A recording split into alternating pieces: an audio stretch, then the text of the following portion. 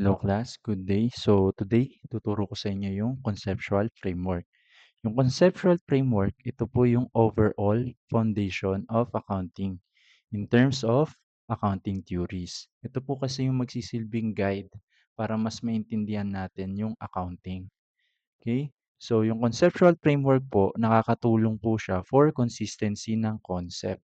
Kasi ginagamit po ito sa paggawa ng accounting standard or pag-develop ng accounting standard. Kung sakaling walang accounting standard, conceptual framework po yung gagamitin sa professional judgment para mas maintindihan yung accounting issues at masolve yun. Okay? Kaya nakalagay po dito yung conceptual framework is nakakatulong maintindihan and ma-interpret yung accounting standards. Okay, highlight ko lang po itong part na 'to. Ibig sabihin po nito, accounting standards pa rin po yung mas matimbang kapag, iko-compare po siya sa conceptual framework. Ibig sabihin po nito, ng IFRS is greater than conceptual framework, hangga't nakalagay po sa accounting standards, yun po yung susundin. Okay, hindi po puwedeng diretso agad ng conceptual framework. So, okay, dito naman na po tayo sa may FS reporting. Kasi yung conceptual framework and accounting standard, ginagamit po yan for FS reporting. Then, siyempre ginagamit po yan ng mga FS users para mas maintindihan nila yung FS report or financial statements.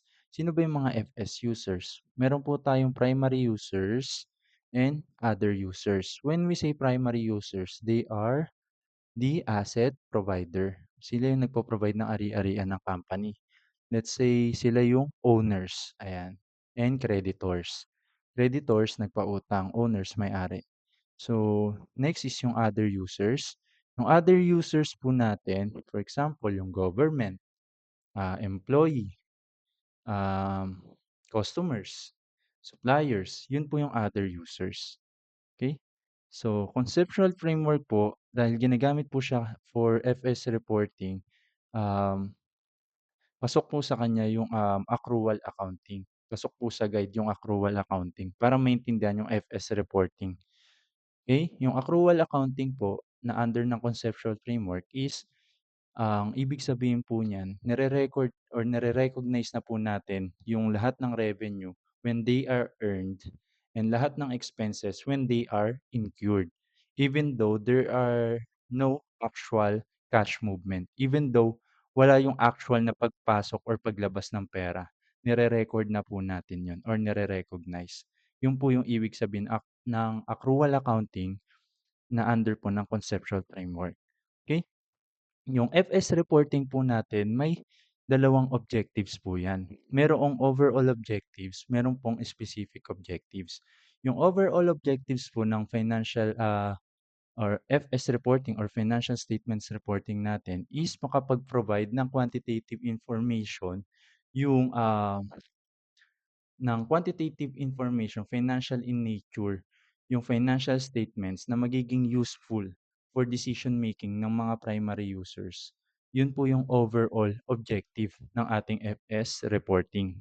Okay? Yung specific objective po ng ating FS reporting is ma-assess yung financial performance ng company through paggawa natin ng income statement. Ayan. Then, yung isa po nating specific objective is makapag-provide ng resource information, yung statement of financial position. Let's say for example, yung company na 'to, malaking portion ng ari-arian niya galing na sa liabilities or halos lahat galing na sa utang.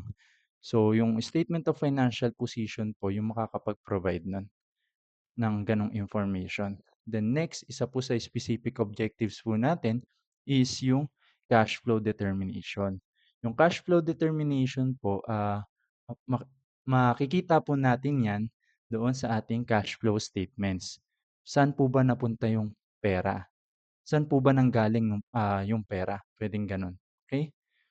So, ito pong tatlong specific objectives natin, 'yan, yung assessing financial performance, cash flow determination, providing resource information is 'yan po yung makakatulong para ma-assess natin yung management stewardship. Ibig sabihin po ng management stewardship, ito po yung management style. sa pag-handle ng resources ng company. Are they aggressive? Are they conservative? Magre-reflect po yun dito sa tatlong specific objectives ah, ng financial reporting. Okay? So, kung mapapansin niyo po, meron po ditong nakalagay na X.